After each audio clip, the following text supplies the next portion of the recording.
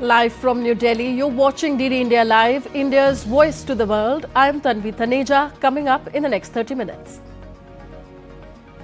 US President Donald Trump's envoy Keith Kellogg arrives in Kiev, stresses that part of his mission would be to sit and listen. Washington appends US-Russia policy, accuses Ukraine for starting the war with Russia. Putin-Trump meeting is possible this month.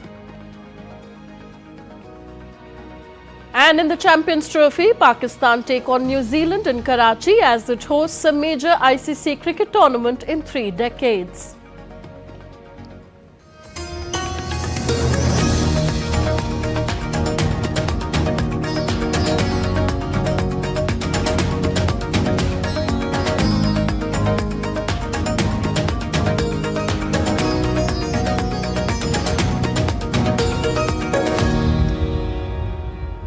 New diplomatic talks between the United States of America and Russia are moving fast to discuss a potential path to end the conflict in Ukraine. However, Kremlin has said that the Riyadh talks were focused mostly on bilateral ties, but that it was a very important step towards reaching a settlement on the Ukraine conflict. It said the ties will first need reanimation of relations, then restoration. We get you more in our next report.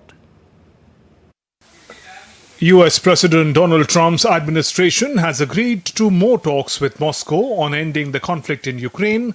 Ukraine, livid at being excluded from the talks that will decide its future, has been vocal in rejecting any peace negotiations that occur without its direct involvement.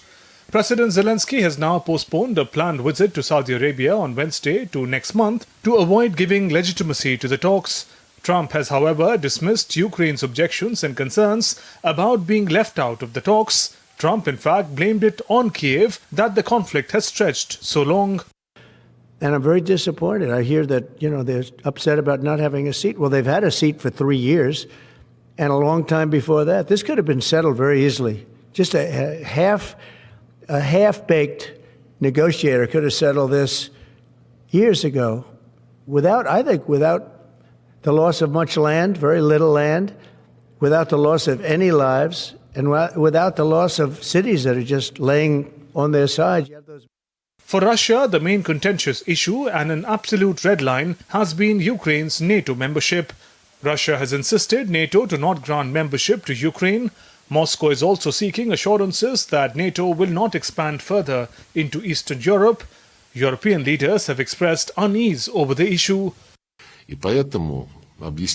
As we explained today, the appearance of troops of armed forces from the aforementioned NATO countries, but under a foreign flag, under the flag of the European Union or under national flags, does not change anything in this regard. This, of course, is unacceptable to us.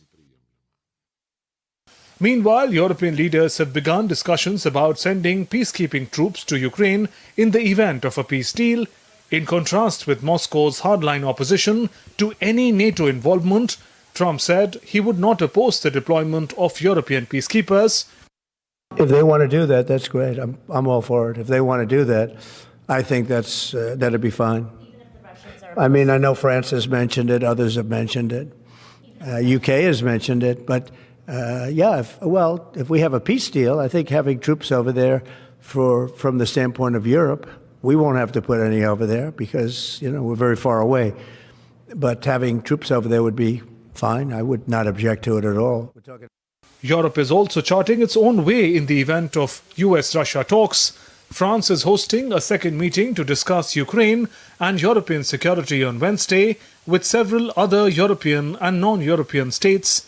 While in Riyadh, US Secretary of State Marco Rubio emerged from the meeting optimistic that Russia is ready to begin a serious negotiation process and tried to reassure allies, emphasizing that no one is being sidelined in the negotiations. I would say to you that in order to bring an end to any conflict, there has to be concessions made by all sides. We're not going to predetermine what those are. We're certainly not going to negotiate this today or in a press conference for that matter.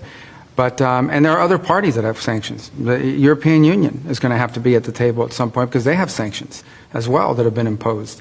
So, but I guess the point here is the goal is, and we agreed on what the goal is to bring an end to this conflict in a way that's fair, enduring, sustainable, and acceptable to all parties involved. What that looks like, well, that's what the ongoing engagement is going to be all about. Also on the cards is a high-profile meeting between Donald Trump and Vladimir Putin. Trump confirmed that he might meet Putin before the end of this month without going into specifics. Trump also suggested that Ukraine should hold elections, a proposal he says is supported by multiple nations. The world is watching the developments rather closely as the future of Ukraine and Europe hangs in balance. The key question remains, can any agreement between the US and Russia bring lasting peace in Eastern Europe? The stakes are incredibly high, and every decision will invariably impact the future of Ukraine, Europe, and the global security matrix. Aarti Rana and Shubhendu Ghosh's report for DD India. Now, a day after Riyadh talks, US Special Envoy for Ukraine and Russia, Keith Kellogg, arrived in Ukraine. Ahead of his meeting with President Zelensky and military leaders, Kellogg said that visit will give both sides a chance to have good, substantial talks, adding that the talks will build on weekend conversations at the Munich Security Conference. He, however, stressed that part of his mission would be to sit and listen. Ukraine has repeatedly stressed the need for security guarantees from the US that would deter Russia from launching a new offensive once a peace deal is reached. Kellogg earlier on Wednesday concluded his Poland visit, where he met Polish President Andrzej Duda. Kellogg attended the Munich Security Conference, where he said Europe will not have a seat at the table for Ukraine peace talks. And for more on the story, let's cross to Thomas Sparrow, correspondent for our partners, DW. Thomas, how is Europe trying to persuade Donald Trump that it should be at the negotiating table? Something that the US government under Donald Trump has repeatedly said they want from Europe is, on the one hand, more defense spending, and on the other hand, that they take their security in their own hands. And that would also mean that in the event of a peace plan for Ukraine, that European leaders send specific peacekeeping soldiers to Ukraine. And in those two elements, so more defense spending and peacekeeping troops, European leaders are discussing how they can make that happen. That would certainly be also a concession towards Donald Trump. You're already seeing, for example, that the United Kingdom under Keir Starmer has said that they would be prepared to send peacekeeping troops to Ukraine. A second way in which they would like to persuade Donald Trump that Europe should be at the negotiating table is by strengthening personal links with Donald Trump himself. Again, using the example of Keir Starmer, he is set to visit Washington soon. It's not only Keir Starmer, also Giorgia Meloni, the Italian leader, is said to have good contacts with the Trump administration. So those could be also ways in which the European ideas about a peace in Ukraine could be brought directly to Washington. Okay, Thomas, Germany will hold national elections at the end of the week. How big of an electoral topic is the war in Ukraine, and in particular Germany's support for it? It is indeed a big topic, a topic that has been discussed by all major candidates, what the peace process for Ukraine would look like, what the military support towards Ukraine would look like. It's important to mention that Germany is one of the countries that has supported Ukraine the most after the United States. So it's obviously a big topic of discussion here in the country. But I am not entirely sure that that would be the topic that voters would base their vote on. Why? Because there are other issues that are much closer to them and that are normally the topics that they base their votes on. For example, the bad economic situation in the country, or migration and the possibility of stricter rules when it comes to irregular migration. Those are two topics that are very controversial, not only here in Berlin, in other parts of the country as well, and that will probably determine how many people in the country vote on Sunday. Despite this, obviously, the situation in Ukraine, military support towards Ukraine, political support towards Ukraine remains a very important issue, especially for political leaders as they determine what role Germany will take once the election is over. Okay, we leave it here. Thank you. Thank you, Thomas Sparrow, for all these updates. The European Union on Wednesday has agreed on a 16th package of sanctions against Russia that include a ban on primary aluminium imports, sales of gaming consoles, and the listing of 73 shadow fleet vessels. President of the European Commission, Ursula von der Leyen, took to social media site X, welcomed the move, and wrote that EU is committed to keep up the pressure on Kremlin. The package is expected to be adopted by EU foreign ministers on Monday, which also comprises of asset freezes and a travel ban. The latest sanctions come after US President Donald Trump's administration said on Tuesday it had agreed to hold more talks with Russia on ending the war in Ukraine. Canadian investigators have recovered and sent black boxes for lab analysis from the Delta Airlines regional jet. The team of over 20 Canadian investigators are leading the probe into the regional jet that is operated by Delta's Endeavour Air subsidiary. The jet had flipped upside down upon landing at Toronto's Pearson Airport a day earlier, injuring 21 of the 80 people on board. The International Atomic Energy Agency chief visited Japan's stricken Fukushima plant on Wednesday, the day after Tokyo approved an energy plan that marks a return to nuclear power.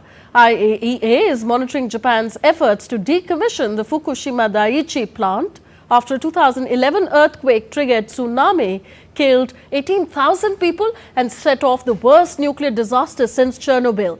Speaking to media persons, Grossi said the timeline for disposal of contaminated Fukushima soil by 2045 is not unrealistic. We have visited the interim soil facility and also the demonstration site for the recycled soil demonstration site. In terms of the timing, which has been, of course, set by law for 2045, we believe that it is not unrealistic. It can be done. It will require, of course, consistency of budgetary commitment by the government. The Japanese cabinet recently adopted a plan to increase reliance on nuclear power to help meet growing energy demand for artificial intelligence and microchip factories. Japan had previously vowed to reduce reliance on nuclear power as much as possible. But this pledge was dropped from the latest strategic energy plan, which includes an intention to make renewables the country's top power source by 2040. Under the plan, nuclear power will account for around 20% of Japan's energy supply by 2040, up from 5.6% in 2022. Minister of Foreign Affairs of the Maldives, Abdullah Khalil, who is on a 3-day visit to Sri Lanka, met the country's Minister of Foreign Affairs, Vijitha Herath. Jointly addressing media, Sri Lanka's Minister of Foreign Affairs, Vijitha Herath, highlighted the importance of the Indian Ocean Rim Association in promoting peace, stability and sustainable development in the Indian Ocean region. We discussed the importance of IORA as a platform to promote peace, stability and sustainable development in the Indian Ocean region within the framework of common values and goals. I deeply appreciated the collaboration between Maldives and Sri Lanka in multilateral fora. While Minister Abdullah Khalil enumerated the wide-ranging discussions held with his Sri Lankan counterpart. Minister Herath and I held very fruitful discussions on the wide range of issues, including cooperation in the area of economy and trade, tourism and environment, and renewable energy, education and vocational training, fisheries, health, youth empowerment and sports, consular services, and regional and multilateral cooperation. You're watching DD India Live, still to come on the show. Delhi set to find out who will be its next chief minister later today. Inaugural Global Business and Impact Ecosystem Forum takes forward the idea of inclusive India. And a look at India's stellar record at the tournament as Champions Trophy gets underway in Karachi.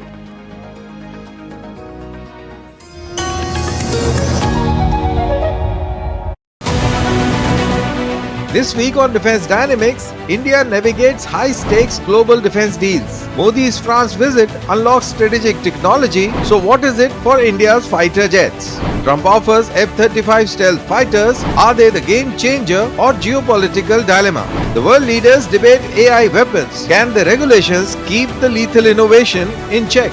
And India's Raksha Kavach, how it fortifies national security against modern threats. Catch it all this Wednesday at 8 p.m. IST only on DD India.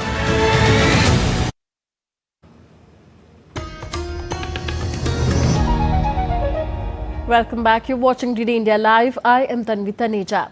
India's ruling Bharatiya Janata Party is all set to announce the name for Delhi's Chief Minister after a meeting which will be held on Wednesday evening at the party headquarters. The meet will be attended by top party officials. Preparations are underway for the oath-taking of the Chief Minister that will be held on Thursday in a grand ceremony at the Ramlila ground. Prime Minister Narendra Modi and Home Minister Amit Shah, along with other prominent leaders, will attend the ceremony.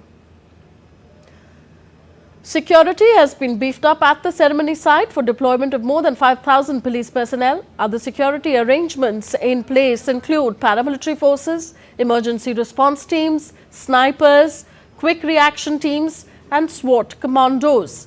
With VVIP and other dignitaries scheduled to be part of the event, multiple layers of security barricades have been taken care of. The BJP returns to power in Delhi after 27 years by defeating Aam Aadmi Party in the February 5th elections by securing 48 of the 70-member assembly. India's External Affairs Minister Dr. S. Jaishankar will leave for a two-day visit to Johannesburg on Thursday. The minister will participate in the G20 Foreign Ministers meeting at the invitation of Minister of International Relations and Cooperation of the Republic of South Africa, Ronald Lamola. Jaishankar's participation in the G20 Foreign Ministers meeting will strengthen India's engagement with G20 countries and bolster the voice of the Global South in this important forum. External Affairs Minister is expected to hold few bilateral meetings on the margins of the Foreign Ministers meeting. With the aim of bolstering media partnerships with the UAE, a high-level Indian delegation led by Information and Broadcasting Secretary Sanjay Jaju and Prasar Bharati CEO Gaurav Dwivedi arrived in the country this week ahead of the inaugural World Audiovisual and Entertainment Summit, which is set to take place in India's Mumbai this May. In Dubai Media City, Secretary Jaju and his team met with Senior Vice President Majed Al Suwaidi, who oversees Dubai Studio City and Dubai Production City. Their discussions focused on potential synergies between India's rapidly expanding media industry and Dubai's established entertainment ecosystem. The delegation also held productive talks with Maita Al Suwaidi, CEO of Strategy and Media Policy at the UAE Media Council, and Sumaya Al Ali, Director of Partnerships and International Cooperation. Additionally, the delegation toured the 2454 film studios in Abu Dhabi, where discussions centered on potential collaborations in film production and creative content development. India's premier defence shipbuilding yards, Goa Shipyard Limited, GSL, is showcasing its indigenously designed fast patrol vessels and offshore patrol vessels at NAVDEX 2025 in Abu Dhabi. These vessels highlight India's growing capabilities in naval innovation and self-reliance under the government's Make in India initiative. The 50-meter-long fast patrol vessel is primarily intended for patrolling, anti-smuggling and anti-terrorist operations. GSL is also presenting other advanced maritime solutions, including floating docks, pollution control vessels designed for marine pollution management and oil recovery operations. The most acclaimed products here, like OPVs and FPVs and floating docks, these are very innovative products and all in-house designed. Our OPVs are known for their fuel efficiency, stability, and we have created a niche segment of our products in this market. Most of the Middle Eastern countries have shown keen interest in our products, and we are hopeful that by the end of this event, this exhibition, we will be able to take home some solid leads. And on to New Delhi now. Prime Minister Narendra Modi's vision and mission of inclusive and accessible India gained momentum at New Delhi's Global Impact and Business Forum, where stakeholders from across the world came together to ensure equality for all. DD India's Deepika Meheto reports. Out your time due to the lack of proper signages or no signages. New Delhi became the epicenter of innovation and collaboration as it hosted the inaugural Global Business and Impact Ecosystem Forum on the 18th and 19th of February. Held at the prestigious Vishwa Yuvak Kendra, this landmark two-day event brought together a diverse array of leaders and organizations from India, Latin America, the UK and beyond. Taking Prime Minister Narendra Modi's vision of inclusive India and self-reliant India, the event focused on bringing various stakeholders together to ensure inclusivity beyond boundaries. The main agenda is disability and inclusion. How through these inclusive approaches, various social enterprises and enterprises can conquer the world. Our mission is to make India inclusive capital of the world. As Honorable Prime Minister has given a clarion call to Atmanirbhar Bharat, and we strongly believe that unless until marginalized communities, including persons with disabilities, get into economic activities, Atmanirbhar Bharat is not possible. That's the reason why we all got together. The event also witnessed the participation of corporates who are actively looking forward to ensure inclusive India at all the levels. India is a huge country, and India has a civilization of almost like 5,000 years old. So it means everything started from here. Maybe with the time, it hasn't gone out. It's my role as an Indian, as a Bharati, to take out everything out of this country, so we can spread and make our country strong and bigger. To promote equality for all, stakeholders from different parts of the world came together who spoke about their views on inclusive India. Our role here as an enabler is to make these conversations happen and to get all these messages spread across the world. Inclusive and accessible India is India's topmost priority, and the mission is gaining global momentum through the help of various such initiatives. With camera person SP Dubey, Deepika's report for DD India.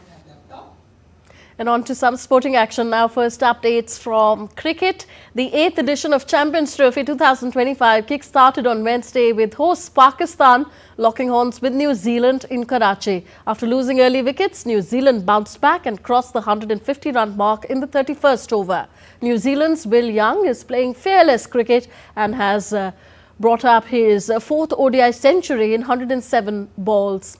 Apart from him, Tom Latham also is playing well as New Zealand are dominating the game. New Zealand are familiar with local conditions, having played 11 ODIs in Pakistan since 2019, more than any other visiting team. Indian men's cricket team journey in Champions Trophy has been nothing less of impressive. With 2 titles and 4 finals in their kitty, the men in blue will be looking to add another feather in their cap in this year. India is set to begin their campaign against Bangladesh on Thursday at the Dubai International Stadium. Led by Rohit Sharma, Team India enters the competition as a top contender, boasting a well-balanced squad featuring stalwarts like Virat Kohli, Shubman Gill and Shreyas Iyer, along with a formidable all-round unit. Team India has enjoyed a rich history in Champions Trophy, winning the title twice and reaching 4 finals in 8 editions. India has an impressive history in the Champions Trophy, having won the tournament twice in 2002 and in 2013 under MS Dhoni's captaincy. In 2013, India was undefeated throughout the tournament. In the first 2 Champions Trophies, India performed well but got knocked out in the playoffs. Sourav Ganguly's team reached the final but fell short against New Zealand, losing by 4 wickets in the year 2000. The 2004 to 2009 period saw India go through a rough patch as they faced group stage exit in 3 consecutive Champions Trophies. India bounced back in 2013 and reached the final in 2017 but faced a crushing defeat against Pakistan in the final. Placed in Group A, India began their Champions Trophy campaign against Bangladesh on 20th February. They will go on to face arch rivals Pakistan in a much anticipated contest on 23rd February and play their final group stage match against New Zealand on March 2. India holds a strong record against Bangladesh in ICC tournaments and will look to continue their dominance.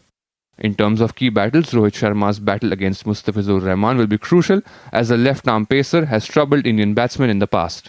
Another matchup to watch will be Virat Kohli facing Taskin Ahmed's express pace. On the other side, India's young pacer Arshdeep Singh will look to make early inroads against Bangladesh's aggressive opener Liton Das. With high stakes and passionate fan bases, the return of Champions Trophy promises to be an exciting affair. Sports Desk, DD India. The 33rd Taj Mahotsav, a grand celebration of art, craft, culture and cuisine, kicked off in the North Indian city of Agra on Tuesday with vibrant cultural performances. The 10-day festival, running from February 18th to 27th, is themed The Grand Confluence of Culture. Over 375 artisans from across the country are showcasing their craftsmanship and cultural heritage.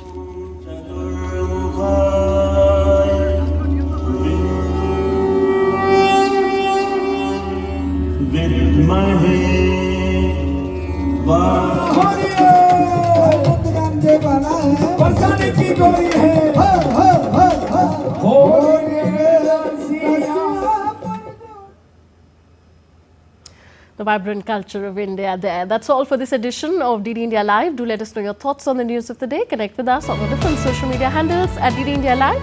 And for those on the go, you can catch all the latest news and updates from India and the world on our DD India mobile app. We'll be back with more news as it breaks here on DD India. I'm Tanvi Taneja from all of us here in New Delhi. Thank you for watching. Namaskar.